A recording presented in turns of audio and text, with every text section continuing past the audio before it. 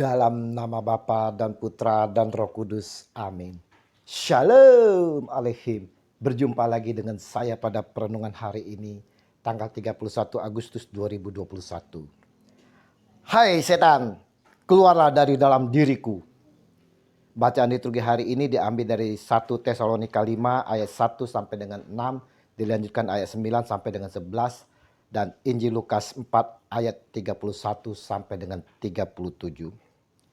Saudara-saudaraku yang terkasih di dalam kasih Kristus, kita semua pasti pernah merasakan kekaguman kepada seseorang.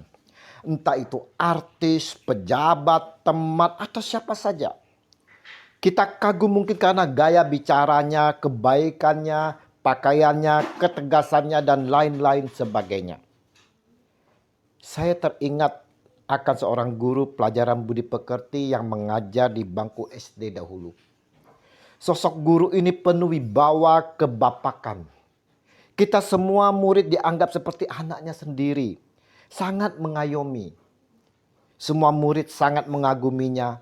Apalagi saat-saat dia mengajar, kita terkagum-kagum akan penjelasannya yang penuh wibawa di balik senyum dan kasihnya.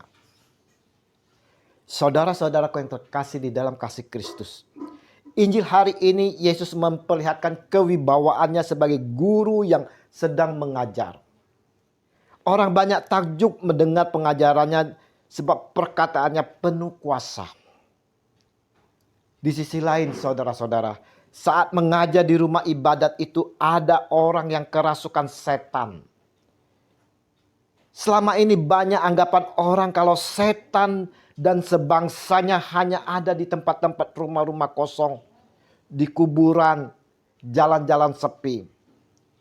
Tetapi saudara-saudaraku, Injil hari ini mengingatkan kepada kita semua bahwa di tempat rumah ibadat yang kudus, di gereja, tempat anak-anak Tuhan berkumpul, berdoa, setan pun kerasan menetap, saudara. Mengapa? Di tempat kudus, di gereja, setan pun menetap di sana. Bukankah di sana ada kuasa Tuhan Yesus? Tempat suci dan kudus, kuasa Tuhan memang bekerja di sana. Tetapi kehadiran umat Allah yang belum kudus, belum suci, yang masih bergemilang dosa, setan yang ada di dalam dirinya pun ikut nimbrung di dalam gereja. Dengan adanya kebencian, iri hati, sakit hati di dalam diri kita, berarti kita masih dibelenggu ikatan setan atau si iblis. Masih adanya kesombongan, amarah, tanpa kasih, tanpa pengampunan, berarti kita memberi kebebasan si iblis untuk merajalela di tempat-tempat suci dan kudus. Kita lihat saudara-saudara dari Injil, si iblis atau setan itu sangat mengenal sekali siapa Yesus itu. Hai engkau, Yesus orang Nazaret, apa urusanmu dengan kami? Engkau datang hendak membinasakan kami. Aku tahu siapa engkau yang kudus dari Allah.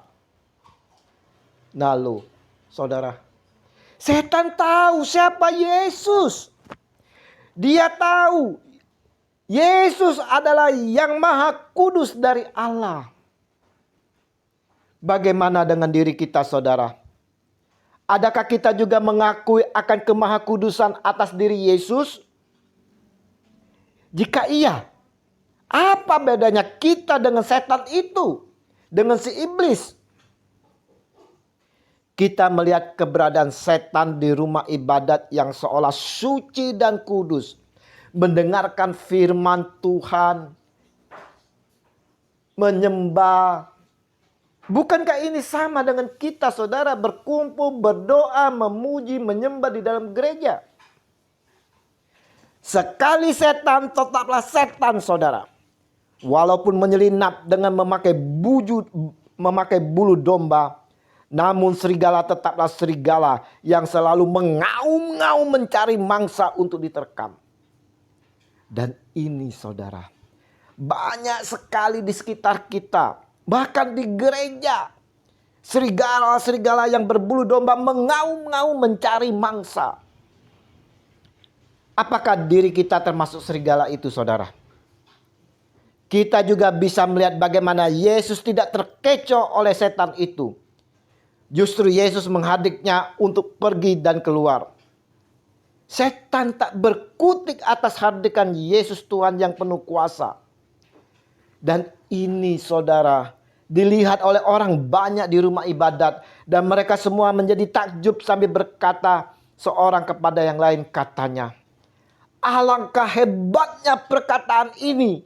Sebab dengan penuh wibawa dan kuasa ia memberi perintah kepada roh-roh jahat dan mereka pun keluar.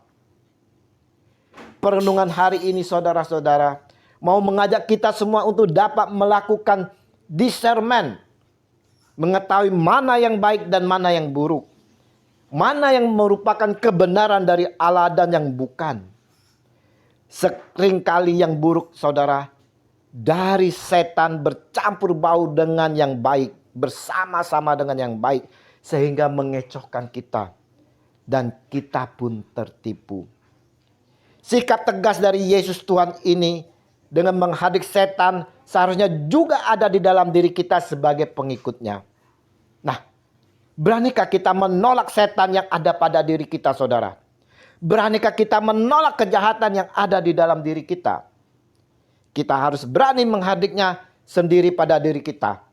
Setan, keluarlah dari dalam diriku. Saat ini juga, di dalam nama Yesus Tuhan, engkau tidak berkuasa atas diriku.